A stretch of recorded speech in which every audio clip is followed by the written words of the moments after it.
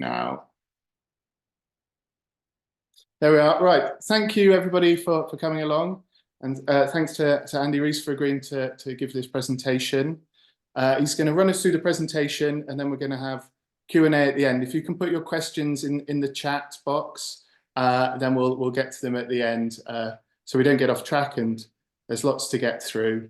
So that's all for me. Thank you all for coming. Thanks for coming to this Environment Centre thing. If you want to find out more about the Environment Centre, we're online on Facebook and all places like that. But I'll hand over to Andy now, who will show us the talk. Okay, Diolch yn fawr, Chris.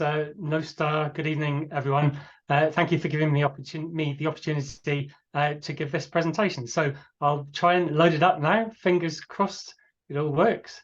So Chris, is that okay? Yeah, that's all looking good from here. Yeah, brilliant. Okay, I'm going to talk about what we call the workplace recycling regulations. That's a sort of simplifier, but it actually covers all non-domestic premises, including those which perhaps you wouldn't really think of as a workplace. Hold on, make sure I can move through. Just to explain some of the background, we have a circular economy strategy for Wales, waste economy and lots of other policy areas were devolved in 1999. So we have our own strategies and also our own legislation in relation to waste. So our circular economy strategy aims for one planet resource use. So on the left is kind of where we are now, with using 2.5 planets worth of resources. Too many materials go to energy from waste and landfill, and we use far too many raw materials. Where we want to get, and also those materials flow around the system far too quickly. On the right is where we want to get to, deliberately thinner circles using one planet's worth of resources, far fewer raw materials, and keeping those products and materials in productive use for as long as possible, and try not to send anything to landfill or energy recovery eventually by 2050. Why? Well, it's kind of a moral imperative to only use our fair share of the Earth's resources. The Wellbeing of Future Generations Act has a globally responsible Wales as one of our goals. Around half of our overall global carbon emissions relate to the products we have purchased, so it relates to the manufacturing of those products, and around 90% of the biodiversity loss around the world is down to resource extraction and processing. Also, as I'm sure you're aware, there is a lot of global competition for natural resources, and we need to become a lot more self-sufficient in the way that we use resources. And at the end of the day, we only have one planet, and it kind of sustains us in terms of our use of oxygen to breathe, water and food. Our circular economy strategy has various targets, so I won't labour, but we have waste reduction targets, recycling targets, etc., that drive everything that we do. I wanted to explain, a lot of people think, well, what's the point of recycling? Why does it save carbon dioxide emissions, etc. So this shows the life cycle of an average product. So the top left there, that every product, of course, is made from something, oil, metals, aggregate, etc., that has to be extracted. Extracting it uses energy, usually diesel in terms of plant, and then transporting those raw materials to a manufacturing plant all release carbon dioxide. Manufacturing process itself uses a lot of carbon dioxide generally in terms of the energy that's used. The product is used, and then if it's disposed of, particularly if it goes to landfill and it's biodegradable waste like paper, food, textiles, it releases methane, which is a harmful greenhouse gas, around 30 to 80 times more potent than carbon dioxide. Or if it goes to incineration and you have plastic waste there, that is also releasing carbon dioxide. So if we recycle items, we can save a lot of CO2 emissions, because basically it means we don't have to extract and process so many raw materials. So that saves on carbon emissions. And also it means we're not sending waste to landfill or incineration. So that saves carbon emissions as well. So of course, if you actually prevent waste, you actually reduce all of the emissions, but recycling is second best, but still very good to do for the waste that we do produce. Just explain our recycling journey, particularly for household waste and what our local authorities have done. So hopefully you're all separating those sort of common or maybe not so common types of packaging there. On the right is some photographs I took at Tata Steel a few months ago, showing the baled cans that they put into their process for producing steel. Thanks to all your efforts and the fabulous efforts of everybody across Wales, we're doing pretty well. That graph from Suez Waste Management Company is always very good. The diagram on the left, bottom left-hand corner is 2012-13, top left is 2014-15, top right 2015-16, and then bottom right is 2019-20. That shows how each local authority is doing across the UK. The darker the green, the better the recycling rate, and the darker the sort of yellow and red, the worse the recycling rate. So as you can see, all our Welsh authorities are doing fantastically well, and really importantly, they're consistent in their high recycling rates. That's municipal waste. On the right is household waste, slight difference in definition, but that compares the 4 nations across the UK, and the black line there with the dots is the UK recycling figure. So Wales is in an orange colour. Apologies for anyone who's not quite so good with colours, but I've highlighted Wales there in red. So as you can see, we're significantly outperforming the rest of the UK. And actually, in terms of household waste recycling, we've been deemed to be 3rd in the world as a separate nation, behind Germany and Taiwan. I think are the other 2 nations ahead of us. We're doing well. We're on 65% recycling at the moment. Ambition for there's a 70% target for our local authorities for 2025, but we want to eventually get to a situation of 0 residual waste by 2050, which essentially means recycling everything. So we need to set new recycling targets for post 25 soon. We produced in 2011 our collections blueprint for local authorities. It's not mandated, but we advocated separate collection of recyclables so that high quality material is more likely to be used in Wales and the UK. Collecting everything together in one bin, commingled, tends to lead to more poor quality recycling, and a lot more of that is sent abroad. Swansea is slightly different to the blueprint, but it's still pretty good in terms of the separate collection. But we normally advocate a box or reusable bag system with the dry recyclables in 3 separate containers. So paper and card in one, metal cartons and plastic bottles, pots, tubs and trays in another, and glass bottles and jars in another. And of course, separate weekly food collection, separate guard collection, and then fortnightly or less residual refuse collection. Because if you're recycling your food waste and all your dry recyclables, it's not really, it's a bit of a waste of money to operate a more frequent residual collection because it's not needed. So it helps save council tax money that can then be spent on other essential services. So just to show where we were in 2010, there were 3 local authorities doing multi-stream curbside sort, and Swansea and 3 others doing multi-stream collections. So not actually sorting onto the vehicle, but still separating and putting it into separate vehicles. On the right is where we are now. We've got 14 blueprint authorities. Another 2 are committed to blueprint by 2025, and at least one of the other yellow commingled authorities is actively now considering doing separate collection. Actually, it's Caerphilly. They have gone public with that. So hopefully before too long, we will only have 2 commingled authorities, and we are doing our best to encourage them to also go to multi-stream collections. A lot of people say, well, all our recycling just gets sent abroad, why bother? Well, actually, that's not true. Our local authorities have to report the end destination of their recyclate. So on the left is the overall Wales figure for where the recyclate goes. So a lot is managed in Wales, quite a bit in England, but yes, some does go abroad, for a whole variety of reasons. Swansea on the right there, pleased to say I can see that the proportion that goes to Wales is actually higher than the Welsh average, but they do have to send some of their recyclate abroad, but it's not very much, as you can see there. So that's fantastic for Swansea Council. Also, some people say, well, there's no facilities in Wales to manage recyclate. Well, actually, there are.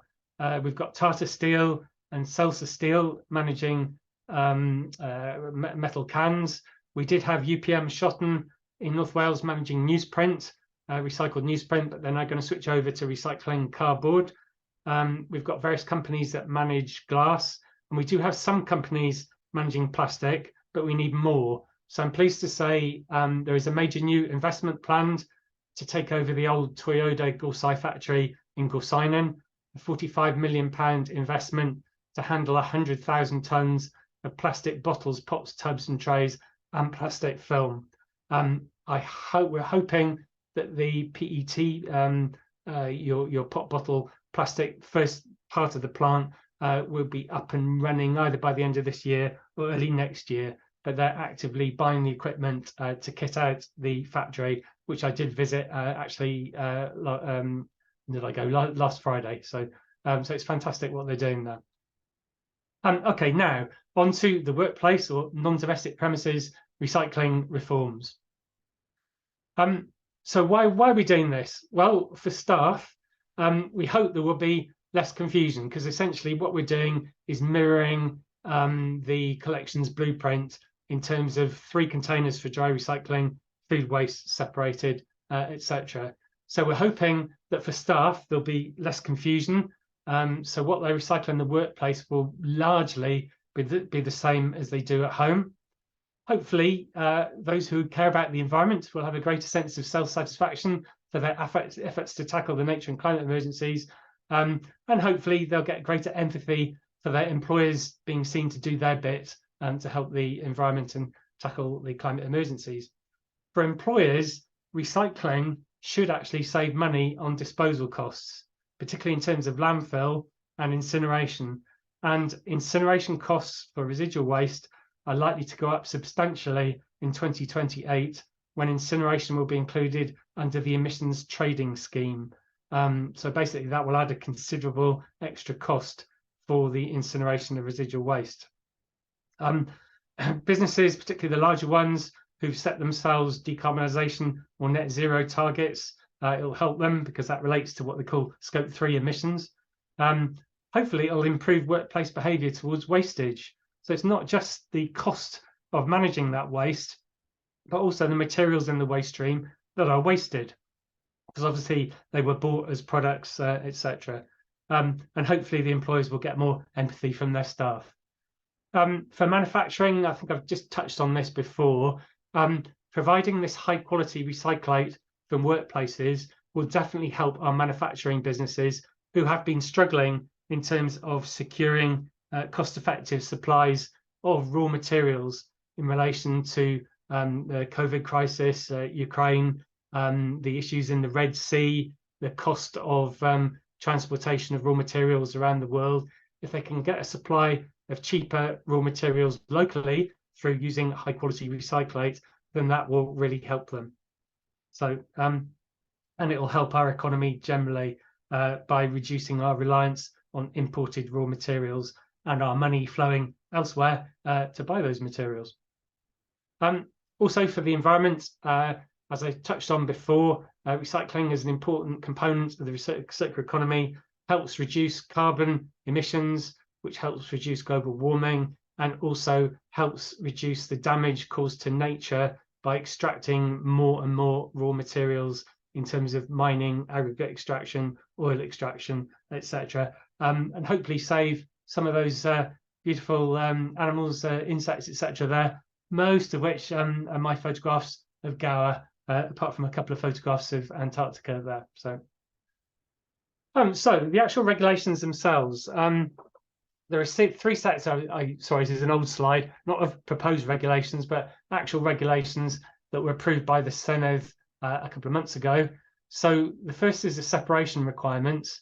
So that requires the occupiers of all non-domestic premises, so that includes businesses, charities, public sector bodies, to present specified recyclable materials for collection separately from each other and separate from residual waste. Those that collect those specified recyclable materials must collect them separately from other recyclable materials and other waste. And those separately collected materials must be kept separate and not mixed. So essentially, that's the end of commingled collections for those dry recyclables from non-domestic premises. The materials that need to be separated are exactly the same ones as I covered in the collections blueprint for household waste collections. So glass in one container, paper and card in another, metal, plastic cartons, and items similar to cartons, such as Pringles tubes and paper cups with a plastic liner, can all be put in together. Food waste from premises producing more than 5 kilograms of food waste in any consecutive 7-day period must separate out that food waste, but not drinks. Drinks aren't covered there. So, and then for retailers and manufacturers of small waste electrical items and textiles, they will have to separate them out and send them for recycling. But really, we would prefer that they donate them to charities or send them for reuse rather than recycling. So as I'll just show you in a bit more detail in a minute, this covers typical household waste-like wastes that you typically produce in the household. And I showed you some photographs earlier. So single stream commingling or dry mix recycling will not be allowed. Hospitals have got a further 2 years before they need to comply. I haven't got time to go through detail here, but in the annex to the code of practice, which I'll mention a bit later, there are the details of the waste subfractions that need to be separated out, and those on the right that should not be placed in the waste stream. So, for example, for glass, it's glass bottles used as packaging, glass jars used as packaging, but we do not want crockery, drinking glasses, glass and ceramic cookware, light bulbs, etc., to be placed in the glass stream. So here's a bit more detail on cartons. So it's cartons, paper drinks cups, rigid paper containers, more detail on metal, such as aluminium foil, aluminium food trays, aluminium tubes, etc., and a lot of detail of the plastic polymers that should be separated out. I know this is a bit of a pain, the detail, but there are some plastic polymers that can be recycled and some that can't. So it's really important that the right ones are put out. On the right, on the right-hand side, are some of the items of plastic that at the moment should not be separated out. So things like plastic film are not easy to recycle. So that at the moment, they shouldn't be separated out. Things like bubble wrap, black plastic, etc. Paper and card. So basically, it's all paper and card, other than those items listed on the right. And for various reasons, those things cannot be recycled with normal paper and card. So things like shredded paper, stickers and sticky notes, scratch cards, etc., cannot be recycled. If they're put in with the normal paper and card stream, they contaminate that stream and create all sorts of hassles for the paper and card recycling industry.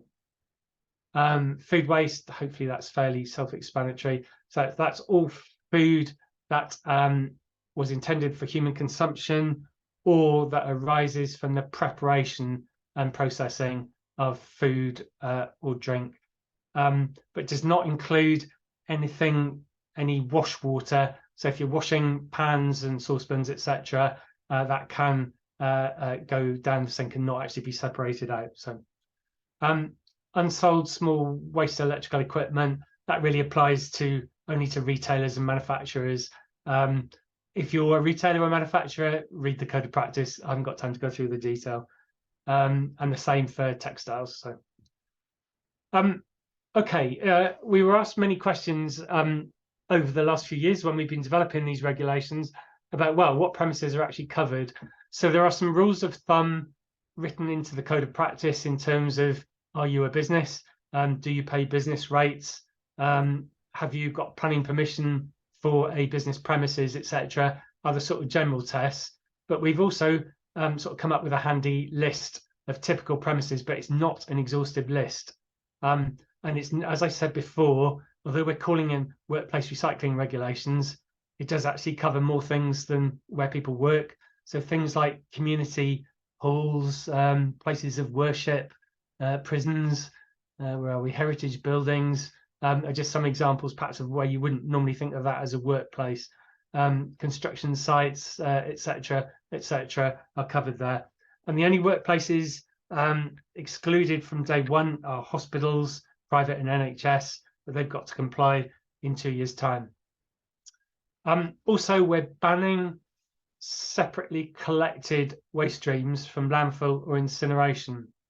So the regulations don't require those items to be recycled per se, but if you can't send them to incineration or landfill, you essentially have to recycle them. So it's just the way we've had to construct the legislation. Importantly, all wood waste is banned from landfill from both non-domestic and domestic premises. So that would certainly include items of wood from construction sites. So it could go for energy recovery, but we'd rather it went for recycling. But that's an important one. And also the ban on the disposal of food waste to sewer from non-domestic premises will be commenced on the 6th of April as well. The regulators for the separation requirements and the bans to incineration and landfill and the no mixing ban, Natural Resources Wales, and the ban of food waste to sewer will be regulated by Welsh local authorities. Either sort of the environmental health or the food hygiene teams will regulate that. There are penalties attached to the various offences, for not presenting the waste separately or putting food waste down the sewer. So around sort of £300 to £500. There are fixed monetary penalties known as civil sanctions. So they're not criminal offences, but they're civil sanctions. There'll be variable monetary penalties at the discretion of the regulator. And if anyone ignores all of that, or if the offence is serious enough, the regulator can take someone to court. So there is a fine that through the court, and I think it's an unlimited fine, but I might be wrong on that. So it's quite a good idea to comply with what the regulator is asking. So just to run through the sort of timetable, regulations were approved in the Senate on 28th of November, a couple of months ago, come into force on the 6th of April. We've published the Code of Practice that I'll just briefly cover in a second. We have an external agency appointed to get the message out far and wide on social media, TV, radio adverts, etc. So hopefully you've seen some of the stuff that's gone out. Our minister sent a letter to all workplaces. I think it was in December, it might have been at the end of November. There is guidance on the Welsh Government website. We are about to publish case studies, written and videos of various workplaces that are already doing the right thing, which is great. And RAP Cymru, the Waste and Resources Action Programme, are producing sector guides, which should be published very shortly. There's also signage for you to put on bins and to put on notice boards and up on the wall in workplaces, and various tools, and they are running webinars as well. I'm doing this one this evening because I live in Swansea and I'm always keen to support the Environment Centre, but normally RAP Cymru would be giving these sort of presentations. Code of Practice, which I worked on, so blame me if you're not happy with it, is published and explains various things, including things like the waste hierarchy, why high quality recycling is important, obviously explaining the regulations, helping to explain who is actually obligated. Also, we've highlighted other legal requirements like duty of care, hazardous waste regulations, animal byproduct regulations for food waste, etc., just to try to be helpful, explain the actual obligations as an occupier, and then for those who collect and manage, receive, keep, treat, transport, control waste in Wales. We've also produced a glossary because there's a hell of a lot of technical terms in waste and circular economy, so hopefully everyone will find that useful. And as I explained, the annexes cover the subfractions that should be separated out and also the ones that shouldn't. And then finally, Annex 7 gives that list, a non-exhaustive list of typical non-domestic premises. So the comms campaign just explains some of the imagery. They're using the strap line of "Let's Sort It." So hopefully you're aware of that. Then I think I've covered this partly. Minister has agreed in July that hospitals will be phased in 2 years, and also that within 2 years will include a requirement to separate out all small waste electrical and electronic equipment. So that not just unsold, but all. So that will apply to everybody who throws away any small waste electrical or electronic equipment. Similarly with textiles, we'll phase that in 3 years' time. The reason we're not doing that straight away is because we're not convinced there's enough recycling infrastructure in the UK for waste electrical equipment and waste textiles. A lot of it is exported for recycling, and it does cause some environmental damage in some circumstances in some countries. So we want to be confident there's enough capacity in the UK or in Wales to manage those items.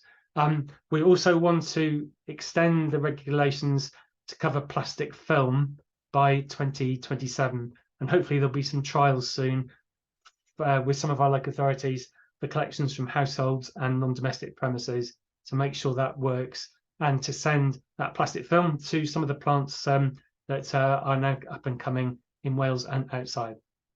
I'm nearly finished.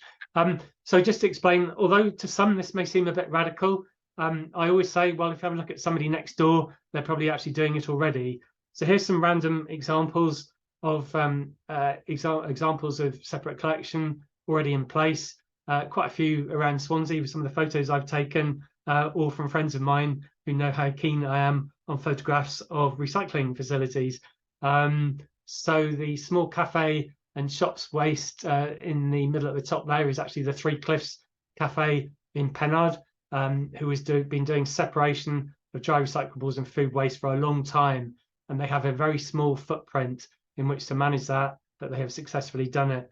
Bottom left is a vehicle parts company that a friend of mine ran or used to run in Llansamlet. He has been a strong advocate of getting the staff to separate out their dry recyclables, so they've been doing that for years. Other examples of outdoor systems as well, and indoor, and a lot of food businesses, restaurants, etc., already separate out their food waste. One question about vehicles. Well, Blaenau Gwent Blaenau Gwent Council have introduced a regulation compliance service about 2 years ago, and they have bought new vehicles that have 3 containers on them, or 3 compartments on them for the dry recyclables. So the waste industry is now gearing itself up for these regulations, and we've been working closely with them over the last few years. So thank you very much for listening. I look forward to your questions, which I'll do my best to answer, although I'm told by our lawyers that we can't give definitive legal guidance, but I can point you in the direction of where things are covered in the regulations. So just to make that clear. So just with that caveat, I'll do my best to answer your questions. So thank you. We're back now, Chris? Yep. Yeah, we're back now. So we'll read through some of these questions. Some of them have been sort of answered as we've gone through. Let me just pull up the chat here. Yeah, I'll have a look as well. So I've got a hand up. Okay. Hi, Linda. Hi, Andy. My concern is the community council and the parish hall, community halls. I mean, we've tried in the past trying to get the public to separate, and it's just been, well, a waste. I've ended up having to dig through and tidy it all up. I can see this being the biggest problem is the public. Yeah, yeah, I totally understand that, you know, and we appreciate that this is not going to work perfectly, and it will take time. You know, one of the ideas is that because everything will be consistent across Wales, that over time, eventually, it'll become second nature for people to do the right thing. But that is certainly not going to happen on day one. The regulator has to be fair and proportionate and reasonable in the way it does regulation. So, obviously that's up to NRW, but I'm sure, Natural Resources Wales, but I'm sure they will be very understanding of the sorts of difficulties that some organisations will have, particularly when you've got outside people or visitors, putting their waste into the recycling bins.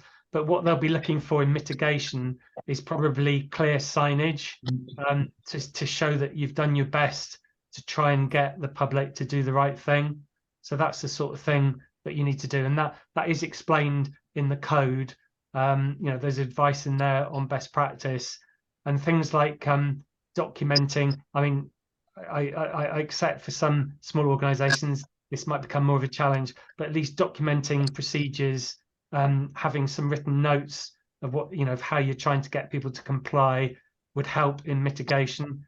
But NRW inevitably will have to focus on the high priority, bigger issue problems first, and then we'll eventually work through over the years, to some of the perhaps less environmentally damaging issues. So yeah, but that's really up to NRW. I should explain that they've taken on 12 staff to do the regulatory effort around Wales. So don't worry, just do your best and be seen to be doing your best. But I think the regulator will accept that we don't live in a perfect world. Thank you. Yeah, so hopefully that helps reassure. Okay, so we've got a hand up from Tracy B. Tracy, you have to come off mute. That's it. I'm from Pitton Cross Caravan Park down at Scilly. Yeah. Two questions. It first came out in March last year when we were all notified about this. Yeah. We were looking forward to October, then it was put on hold. Yeah. We went to a meeting with Swansea Council in Swansea Arena, but nobody there could give us any further information about what's about to happen in April. Now, my main concern is you're now giving us businesses about 3 months, if that, for this to go live, and the government had this information on their website on the 4th of December, and it's taken a month to come through from our Visit Swansea Bay via Swansea Council about this meeting tonight. So I'm a bit aggrieved about that because you're not giving us enough time. And the second point is, how much is this all going to cost us as a business where we haven't had the best of few years at the moment? And are you going to provide the bins, and when, and if so, how much? We've been planning to introduce these regulations back from 2010, and the original deadline was 2017, but obviously things slipped. So we consulted on this publicly in December 2019, and set whichever date it was. But in the consultation, a lot of people said they wanted more time. So that's why we moved it back from October last year to April. So we actually put it back by 6 months to make it easier. The information went up onto the Welsh Government website in July, as far as I remember. We've used the press as much as possible to get message out. We also met with the whatever your trade body is about a year ago, and when the primary legislation was developed back in 2016, there was extensive consultation with various trade bodies, with business groups around Wales. So apologies if you haven't picked up on that. I haven't even had dear Mr. Drakeford's letter either. Okay, yeah, it would have been from Julie James. The letters went out to a database of all business premises in Wales. So apologies if that hasn't gone out to everybody. In terms of waste disposal, obviously you'll be sending your residual waste at the moment to landfill or incineration. The separation of the recyclables should get an income for the waste companies, which actually should help save costs. If, depending on who you choose to collect your waste, they may or may not provide bins. So a lot of waste companies will provide bins. The council themselves, I'm fairly sure I'm pretty sure they provide bins for trade waste, because I've certainly seen them everywhere. So if you go outside most business premises, you see a waste company or a local authority's bin, so they provide them. As a business, you have to pay for the management of your waste. It's only householders who get a free service, of course they pay for it in taxation. Yeah, so we recognise, and NRW will recognise the challenges that some will face, particularly with the holiday accommodation. We get our bins collected by Swansea Council, and we pay enough as it is for that. We have to do it, and we understand that. We're also trying to educate tourists as well, which is a challenge in itself. Of course, but to have these recycling bins on top of our 1,100 litre bins for extra money is astronomical. It will be astronomical.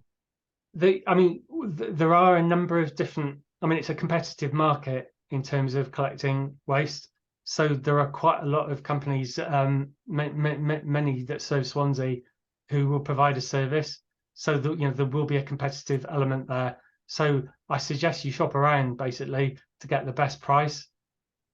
In terms of companies who will provide a service, a simple search on Google will give you an idea of the companies. There are a lot in Swansea.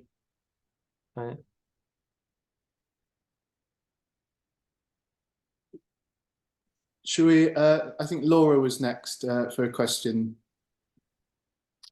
Oh, hi. I'm actually from a waste company. We provide a skip hire service to a lot of builders and business premises. We're just wondering how this is going to affect us, because we run a transfer station where we separate and recycle all the waste that comes in. Now we've got 500 builder size skips that aren't really going to be any good to anyone, because in the way I've interpreted it is that we have to do separate collections.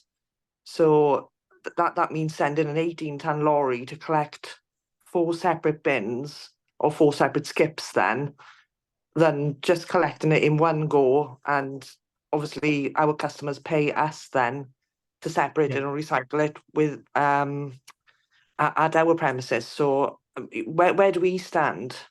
It depends what sort of waste you're collecting. So most construction sites won't be producing much of the waste that we've been talking about. It'll largely be cardboard. So the cardboard would need to be collected separately. If they produce many metal cans or bottles, they have to be collected separately as well, but I doubt it. Most construction sites, it will be typical construction waste. So things like flat plate glass is not included in the regulations. Any wood you collect in those skips can't be sent to landfill. The landfill operators won't accept it. We don't send the wood to landfill. It's shredded and sent to biomass. But obviously, from my point of view, if them construction sites or some of our other customers as well, maybe offices, they haven't got room for 4 of our skips, or I do you use skips for office waste? There's a lot. We've got a lot of customers that are maybe on industrial estates, not purely just offices, but maybe in their yards and well, they will need to separate out the key recyclables, and they'll need to be collected separately. There are a lot of waste companies who provide that service using, is it 600 litre bins or smaller? Right. A lot of them come and tip in our transfer station. Would that mean as well that they would need to bring them in separately? Yeah, and the materials can't then be mixed. They must be kept separate in the transfer station. Right. One idea that we did come up with, but I think I couldn't get a definitive answer off our NRW officer, was would we be able to provide bags ourselves so they could possibly separate their plastics or and then pop them on top of a skip, or is that not an option? It's all explained in the code. Though it depends the sort of bags. If they're the sort of bags that could easily be ripped apart and the contents mixed, physically mixed, then that would be in contravention of the regulations. So that's all explained in quite a bit of detail in the code of practice.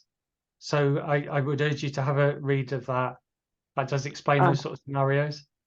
Right, okay. We haven't received that. We've literally had the same letter as everybody else, as a business ourselves. That should have given a link. That gave a link to the code of practice. It should have done. If not, Right. it's available on the Welsh Government website, and it's in my presentation, which I'm happy to be circulated. Okay, because obviously we've got a lot of customers coming to us now, and we couldn't really give them any kind of answer, but it is a definite no that these have definitely got to be collected separately, even if we yes. separate them. Yeah. Yeah. Yeah, my slide 30 has got. Well, I'll put it in the chat. Hopefully the links will work. Yeah, is all covered. And you just got to Google workplace recycling regulations, and all of the relevant links will come up. So yeah, it's quite straightforward. So hold on, I'll paste. Hopefully, yeah, I think the links work on there. Yes, I put it into the chat. But I say just Google workplace recycling regulations Wales, and both the Welsh Government website and the WRAP website will come up almost straight away. Right, okay. No worries. Thank you very much. Yeah, okay, yeah, no, happy to help. Yeah.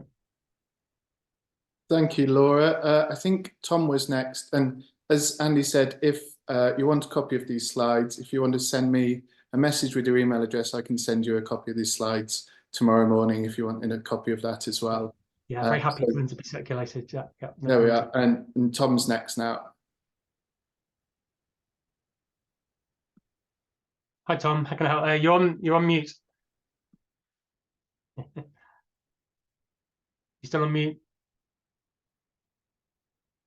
Bottom left-hand corner. Is that better now? Yeah, that's it. It's fine. Yeah, how can I help? Yeah, hi. Firstly, thank you for advertising the campsite. You've got the lovely view from our campsite in the background, which is fantastic. Course, thank you very much. Yeah, I mean, as always with these things, it's the you mentioned those signs. Some of those signs looked pretty helpful. I think Tracy makes a key point is how we get the and I think it was Linda as well. It's all about educating the public, isn't it, to sort of buy into it and help us. Signage is obviously a big one with that. I noticed some of those signs that you had. Some of them were quite good. What were that? Is that link available? Are you able to put that in the in the chat? Yeah, on the chat. I mean, WRAP have produced a whole load of signage and iconography and all sorts of things for businesses to use. Yeah, so hopefully that'll help, and they are about to publish some more detail. Did I actually? Hopefully Chris, did my post actually come through? Okay, yeah. Oh yeah, in the chat. Yeah, there it is. Yeah. So yeah, I've got WRAP produced sector guide, signage and tools. So if you click on that, you'll get a lot of helpful information. Obviously, it's it's downloadable. That they won't actually provide the sort of metal or plastic signs themselves. Yeah, no, we can have them made up just as a basis. Yeah, it's the sort of thing you can be printed out. And we recognise, and I'm sure the regulator will recognise the challenges you're going to have, and it will not be perfect on day one. But it's just about trying to educate people and doing your best, really, for all of your visitors to try and get them to do the right thing. Yeah. Yeah, it's just the systems, and as always, signage and it, that all helps. But yeah, thank you. Okay, yeah, thanks, Tom. I run up past your campsite quite regularly. Oh, pop in for coffee. Well, up from the Heritage Centre, up through the old track. The old bridle way. It's a nice little run up there. Lovely. I mean, the only thing missing on your picture is our website address, but we'll forgive you that. I can't do that. Okay, cheers. Thank you. Cheers. Fab. And Ashford Price, I think, is next. If you just unmute and have your question, little picture of the microphone on the left. Hello, Andy. Can you hear me? Okay. Yeah, that's fine. Yep. Lovely. Can you tell me what can go into residual? Because I'm very confused on this one. What can and must go into residual? Okay, right. Well, one of the challenges is that sometimes a waste company may have a particular contract to manage a type of recyclable waste that is a bit different from everyone else. So we're prescribing the minimum number of things that should be separated out for recycling. But if your waste company can collect a few extra things, that's fine. But what is important is that sort of wish cycling doesn't happen, that people just chuck things in and they think, oh, this should be recycled because it contaminates it. So basically anything not in the prescribed list can go in the black bag or black wheel bin or whatever color it is for residual refuse. Yeah, and it's important that only the right things are separated out for recycling, because if the wrong things are put in the recycling stream, it can compromise recycling. Yeah, so basically everything else that isn't listed really ought to go into the residual, or should go into the residual bin, unless the waste company says otherwise. Right. What about cardboard? Will the best will in the world? I'm from Dannerogoff Caves, and we get a hell of a lot. Okay. Yeah. By the way, thanks for hosting this tonight. It's been very useful. But what does worry me with cardboard, it's almost impossible to keep it dry on a weekly basis. Okay. What happens when it gets wet and soggy? Is that then what we would call residual? Well, yeah, that's a good question. I mean, in Swansea, you put your cardboard out. They do prefer you to put it in the plastic bag, but some people leave it out and it does get wet. They can coat with a certain amount of moisture in it. I would check with the waste company, and they'll give you advice. We live in a very wet country, and inevitably cardboard gets wet.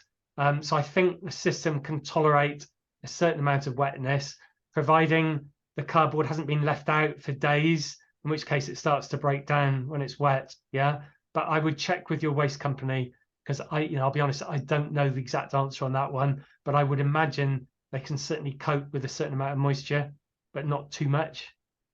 The trouble is, in the Brecon Beacons, it's too much. I mean, it rained and it rains and it rained for the last 3 months. Well, it's the same in Swansea. Would it be all right to translate that if I've got the précis of what you said, that if it's soaking wet through no fault of our own, be it tarpaulins over, it's just got wet, that would be an example of putting it into residual waste? As I said before, I've got to be careful on giving you definitive legal guidance. So I would check with your waste company on that one. They can't give me an answer, Andy. Oh, that's a pain, because then you've got that as a defence if NRW sort of knock on your door. I would be reluctant to give you a definitive yes or no on that one. Check with the waste company. If they say, I mean, I suppose, one of the answers is there any way you can keep it dry by keeping it covered? That's the sort of thing NRW would look at. So apologies, but our lawyers tell me I've got to be very careful not to give definitive legal guidance in a lot of circumstances, and that one you'd need to double check with others. Yeah, lawyers are always very careful, but they're very sorry. Yes. very the final question I've got, which actually I think somebody called Laura mentioned this. What we're worried about is builders mix skips. A lot of builders will fly tip. We've had that a lot in the Brecon Beacons. You only need to look at the verges and find out what's on them. I think that not to have mixed skips is going to lead to big problems in the countryside. Well, there will still be mixed skips for normal construction waste. Yeah. So that won't be stopped. That will still be like our regulations apply to household waste like waste. So it's your normal packaging and office paper and that sort of thing. Yeah, no. What I mean by kind of builders mixed skips, there'll be plastic in it, there'll be metal material in it, there'll be everything that the components of building a house. Now, is that going to stop? No, they can still carry on with that. So things like scrap metal, wood, plastic film, other normal construction items can still go in the mixed skip. Yeah, it's only your typical household waste like packaging and newspapers and that sort of thing that have to be separated out. So as I understand, then mixed skips will be allowed and For construction waste, yeah, as long as they haven't got the prescribed waste streams in that I've mentioned. Yeah, so the household waste like recyclables. Okay. But anything not listed can go in a mixed waste skip. So polythene film can go in the mixed waste skip, for example. Right. Okay. Well, thank you very much, Sandy. That's for answering questions. Thank you. Well, thanks for dialing in. So, yeah, thank you for your interest. Thank you. Thank you, Ashford. We've got Laura Terry now for the next question. If you'd just like to unmute, Laura. Bottom left, Laura, of the screen to unmute. I can't. You're still muted. There we are. Sorry, my apologies. Yeah. I just wanted to double check as well. In regards to our waste transfer station, we've got a lot of guys that are out doing household clearances. Yeah. Now, obviously, they would be clearing for either maybe a landlord or would that come under the same regulation as this? If any of those wastes are in the ones listed in the subfractions in the regulations in the annex, then yes. So if there are lots of plastic bottles or cans, cardboard, etc., then yes, that would it's when it's presented separately for collection. Okay, so that is the key. Okay. So read the code of practice carefully there. Yeah. Right. Okay. Because obviously conscious of my lawyers sitting on my shoulder. Read the code of practice. Okay. Hopefully that will make it clearer for you. But... No problem. And the other thing is, a lot of them do it for the general public. They just go and pick up their excess waste. Yeah. That maybe if they've missed the recycling. If it's from domestic premises, that's fine. Then that's fine. Yeah. Sorry. They can do what they like from domestic premises. Yeah, that's absolutely fine. Yeah. No, I just wanted to double check because obviously we just relying on the waste transfer notes to say where they've come from. So, no, that's great. Thank you very much. Okay, no, good question. So, thank you. I've got one question, one and a bit questions. Okay. Just quickly, with regards to sort of like the fines and that sort of thing, how is that going to be monitored? Okay, yeah. Fines are a last resort. Yeah, fines are a last resort. Okay. Yeah. The regulator has got to be reasonable, proportionate. So they will have a discussion with somebody not complying first. If they carry on not complying, probably various letters will be exchanged. And then if there is a willful disregard to all of the advice and persuasion that NRW are doing, only then would they resort to the fixed or variable monetary penalties. They will then have, they have to produce a record every year, I think, of how many fines that they issue. But, a fine is a failure all round, really, for all of this. Hopefully there won't be many issued, but it's there as a potential. Okay. The other question is, being a campsite, and obviously you've got the is it under 5 kilos? Food waste per. So how will that come against us as a campsite? Do we have to stand and weigh it, or any ideas? We've got 120 pitches on the campsite with everybody having breakfast in the morning and a cup of tea and everything through the day, and then a barbecue in the evening. At the moment, we've got glass and can bins, which our local authority provide and are really useful. And it's hard enough to get people just to put the glass and cans in those bins only. Good question. Hopefully, the RAP guidance for holiday accommodation will cover how you might measure that food waste. I mean, 5 kilograms. Trying to think. Will be a particular size of container. Trying to think it through myself. If that isn't in the guidance, I'll ask RAP to work that out. Yeah, but you can work that out in terms of a volume I'm trying to think what it would be actually. It would be less 5 than bags of sugar. Yeah, exactly. Yeah, okay. Yeah, well, there you are. Yes, and it's Rebecca from Swansea Council here. We've said a small food waste bin per week. There you go. Right, thank you. Yeah. Sorry, it's getting late in the evening for my brain to work, but thank you. Yeah, it's that sort of thing. Yeah, I mean, no one is going to weigh it down to the nearest gram.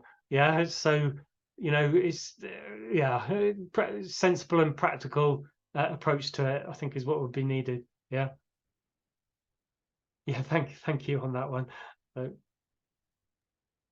Great. So do we have any more questions?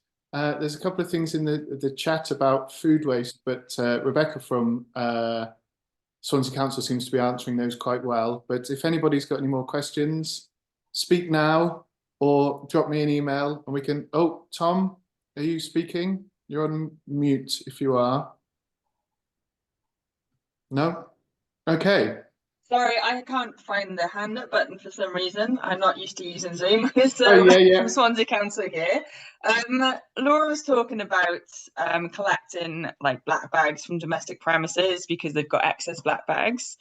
So domestic properties are excluded even though they've paid a fee to a company to get rid of it. Does that not is that not classed then as commercial waste? Actually, that is a good question. I would check. We've had this question because obviously we've got the Bail and Plan and Waste Transfer Station. We're getting a lot of questions about it too. So I just thought I would check the Controlled Waste Regulations 2012 and the relevant schedules. Yeah. So I'm a little bit nervous about giving definitive legal advice on that one, but the regulations cover non-domestic premises, so they explicitly exclude domestic premises, but there are obviously other regulations in relation to the controlled waste regs as to whether something is household or commercial waste, but you'd need to double check that, and I'm reluctant to give off the cuff. I have got a copy of the Environmental Protection Act behind me, but not the controlled waste regulations, so sorry. Come on, Andy. Happy to have a separate conversation on that if necessary. Yeah, it was just raised with us, and we were just sort of, if someone's paid someone to, isn't that classed as commercial waste then, because it's no longer domestic and collected by the local authority? So I just thought I'd raise that point in this forum. Yeah, email us separately, and I'll think about that one. So, you are very welcome.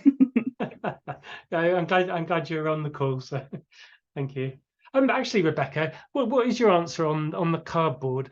Because I noticed I mean, one of our business premises in the village puts its cardboard out in the open air, and of course, it does get wet, but your guys do still collect it, so you can cope with a certain amount of wet cardboard, presumably, but you don't. So from a domestic point of view, our paper reprocessors, they have a strict limit on the amount of moisture.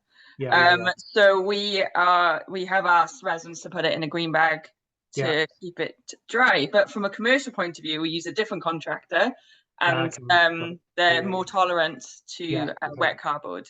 But it can potentially damage the fibres. Yeah, of course. But we haven't had any sort of complaints yet.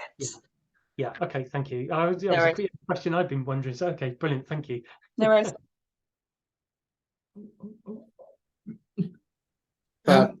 Just a really quick question.